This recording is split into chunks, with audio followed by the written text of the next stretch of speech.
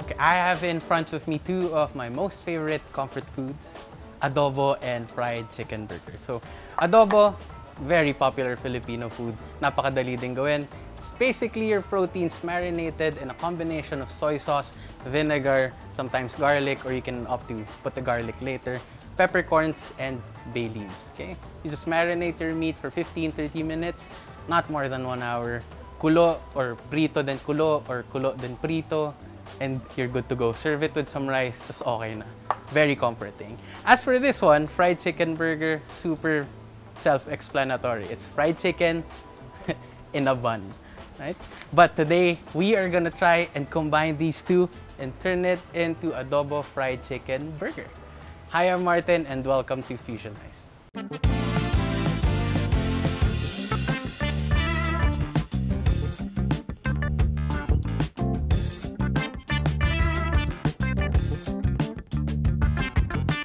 We are gonna start things off by preparing our marinade with these usual adobo ingredients.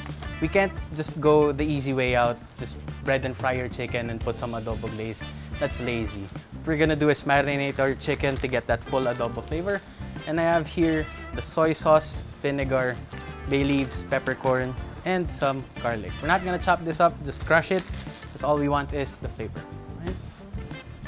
Okay, big bowl here.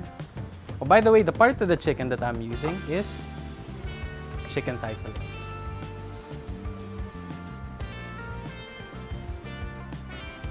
There you go. Okay, so for chicken thigh fillet, it takes longer to cook, but it's harder to dry out.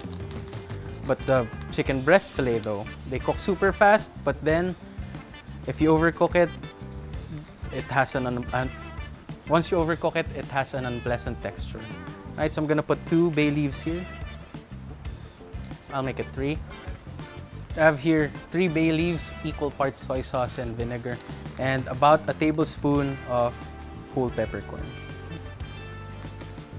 Right, next, I'm gonna be using 3 cloves. Crush it. By crushing it, I'm helping the juices easily combine with my marinade. Because if I put it in whole, it's gonna take so long for the flavor to be part of your marinade. Just put it there. And then time to show you my chicken thigh fillet. Okay. So marami siya. This is actually 2 chicken thighs and leg. Sobrang laki niya. Pero it's just yung usual size ng chicken thigh fillet is just a 1/4 of this. But you know what? Sige, gamitin natin. Why not? Pakita ko na lang din na this part is actually the drumstick, dalawa, and then dalawang thigh din. It's enough to feed the family. So mag-marinate lang tayo siguro ng 3. Yeah, let's just make 3. Make sure lang na matamaan siya lahat. So it's been 15 minutes and now we're ready to bread and immediately fry. Okay. I have here the dry ingredient. We're just using flour, all-purpose flour. If you want it to be more crispy, you can add a 1/4 of cornstarch, tapioca starch, cassava starch. But I recommend going with cornstarch because it's readily available and you're sure with a crispy texture. Okay. At this point also, it's okay for you to season your flour. If you're not using marinated chicken, you can add your dried paprika or kahit lagyan mo siya ng garlic powder, onion powder, salt, pepper. Pero since tayo, yung gagamitin nating marinade is pretty strong dahil meron ngang suka, toyo, there is no need for that. Right? We are gonna be needing 3 bowls. The one with the chicken, tapos meron tayong gagawing quick egg batter, and then our flour. So here I have super cold water. Tanggalin lang natin yung ice. Pero babalik ko rin siya once we have finished mixing everything. So here I'm gonna add 2 eggs, 3. Let's make it 3. This is a 1.5 cups of cold, very cold water, ice cold water. Bakit ice cold water? Kasi we want the breading to stick. Okay? That's one of the things that would help you get that wavy breading And it would also prevent yung mga bald spots nung breading natin. Okay? We added some egg to the milk, so it would really help with the breading. As in, parang adhesive siya. Unquote. Then we will add a bit of our marinade. Yeah, around 1/4 cup lang. Total malasa na naman yung chicken natin. Alright, so our 3 bowls are ready. Again, the marinated chicken, tas yung parang quick batter natin. I had 1.5 cups of ice cold water, 3 pieces of eggs, and yun nga, yung 1/4 cup of the marinade. So before everything else, lalagay ko lang dito yung ice just to keep it super cold. Because it's something that would help make your fried chicken better. Alright, so I'm gonna show you my process here. I call this the factory line. Dahil dito yung end and then landing here and then fry. Okay? So gagawin natin, get your chicken, just make sure it's well coated with our egg mixture. Bread, remove the excess flour. Back to egg, flour, and then landing pad. Alright? But before we fry, we are gonna let it stand for at least 10 to 15 minutes. 10 to 15 minutes in the chiller so that the breading would hydrate completely before we fry. Right? If we do, pag ginawa kasi natin yung resting period na yun, less chances for your oil to get ruined super fast. Pansin nyo, every time you fry bread and fry something, ang daming powder sa ilalim na nasusunog eventually. So that will help prevent that from happening. Okay, game? Make sure to delegate tasks for each of your hands. So my left hand would be handling the wet mixture and then this one, dry. Okay? Then, breading. Shake off the excess flour and then back the wet mixture. Now for the second dip here sa flour natin.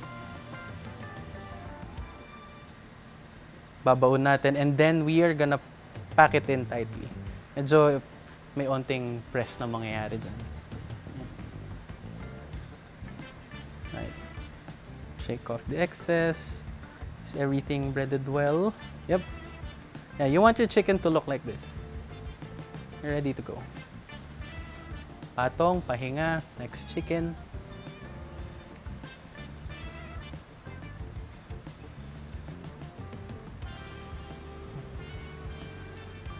There you go. Dredge the excess back to the egg. Quick dip lang naman yan eh. So our chicken has been sitting for mga 15 minutes. Hindi na natin patatagalin. Tapos kung mapapansin nyo, meron siyang mga waves. Yan, lalo na to. So I was able to achieve this. Personally, I feel like I was able to achieve this because of the, number 1, the cold water.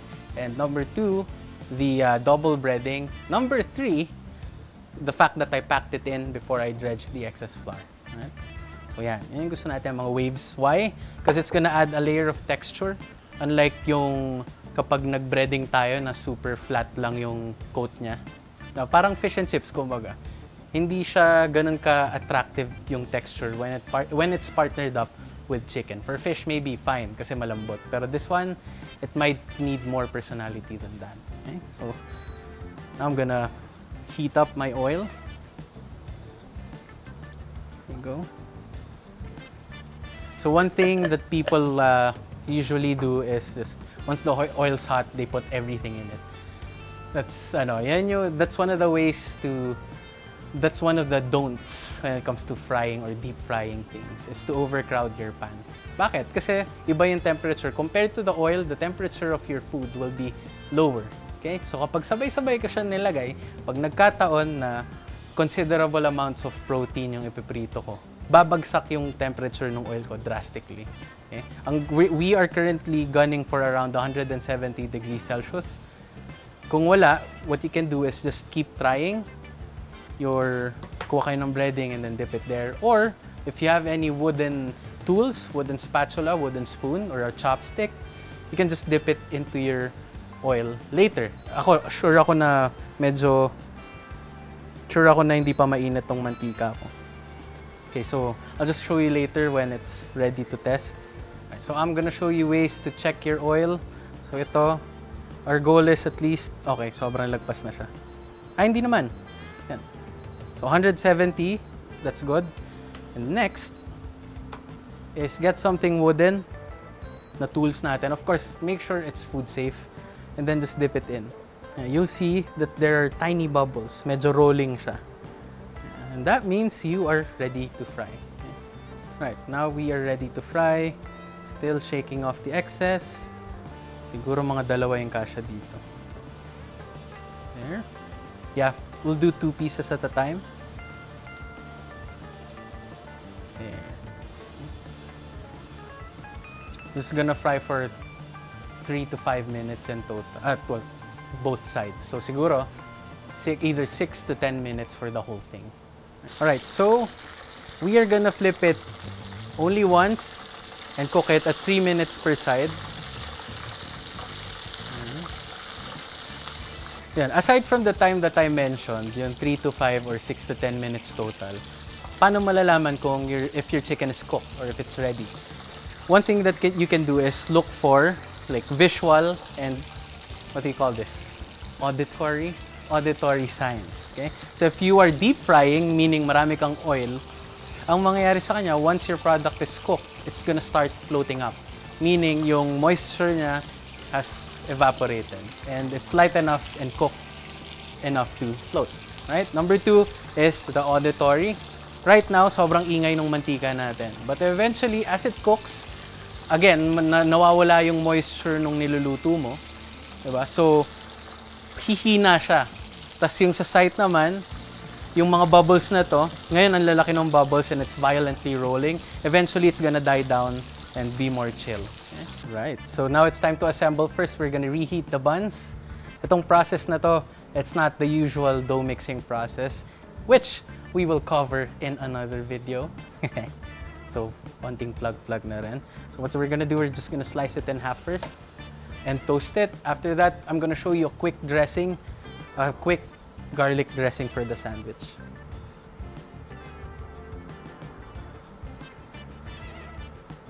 Okay. Yan. So, set this aside here. So, but you can opt to put melted butter or something, pero ako, I'm just gonna toast the buns. Just wanna warm it up. So, okay lang to na kina-crowd ko siya. Kasi, di ko naman siya niluluto na eh. So, time for the quick garlic mayo dressing. 2 cloves, 1/4 cup. Medyo matapang to ah. So, you can opt to use just 1 clove of garlic kung gusto nyo. Just crush it. Gusto natin pinong-pino talaga siya. So, isang technique dyan is for you to put some salt and then just press down with your knife. Pero di ko na ito lalagyan ng salt. I'm still gonna crush it with the wide end of my knife. So itong style ng dressing, it has to be consumed immediately dahil we're using raw garlic. This one, as this stands, mas tumatapang yung garlic flavor. Okay, so I have everything I need, the buns, the chicken, and the dressing. Of course, itong special pickles natin, beets and cucumber, which I will teach kapag umabot tayo ng 100,000 views, 100K. Hindi pwede. Mukhang mahirap. So 50K, may tumawad. 50K views lang, gawa tayo ng pickles. I'll teach you how. Let's pickle everything. Okay? First off, syempre yung buns natin, nice and toasted. Ang bread kasi, every time na mag-room temperature yan or malagay sa ref, medyo tumitigas. It's not because it's dry, dahil yung fat and moisture content niya, yun yung tumitigas. So all you have to do is reheat your bread or your buns before you use it. So both ends, talagyan natin itong dressing. Not a lot. Just probably at half a tablespoon each side. Okay. Next is our chicken. Ayan. So, magpapacool muna tayo. You can use tongs or fork. Pero gusto ko kasi is, pagkuha ko ng cucumber, medyo matakta ko yung excess. Para lang hindi maglagay ng moisture doon sa dressing natin. Tak-tak. Yan. Nice. Okay, so ku-question ninyo ano yung naging adobo dyan. Nakita nyo naman yung marinade natin. Hindi lang natin siya pinakuluan. Okay. Some beets. Yan, onti lang. Ito na yung complete adobo fried chicken burger natin with kamote chips. Super easy, medyo madali lang. Follow what I did para lang less kalat, more organized yung flow nyo. And of course, mas makuha nyo yung recipe and the technique of frying your chicken. Alright? Oh, by the way, don't forget to follow us on our socials. Here or there. Somewhere. And let me try this burger finally. So, flatten natin.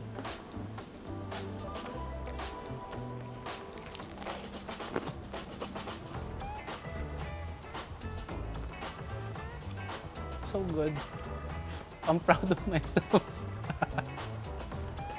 Yeah, so I don't know if you can see it, the chicken part, but it's still super juicy. Again, an advantage of using chicken thigh fillet or dark meat for that matter. So yeah, that's it. I'm Martin, you guys have been great. Again, follow us on our socials and I'll see you guys on Fusionized next time. Bye.